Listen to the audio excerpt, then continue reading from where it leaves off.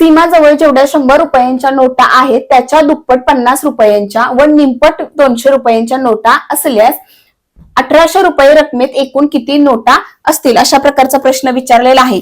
100 रुपयाच्या जर आपण 6 नोटा घेतल्या, 100 रुपयाच्या 6 नोटा, त्याच्या दुप्पट 50 रुपयाच्या म्हणजे 50 रुपयांच्या 12 नोटा व निमपट 200 रुपयांच्या म्हणजे 200 रुपयांच्या 3 नोटा जर घेतल्या तर यांचा गुणाकार काय येतोय बघा। 100 गुणिले 6 600, इथं 50 गुणिले 12 600, 200 गुणिले 3 600, या सर्वांची बेरीज होते 1800।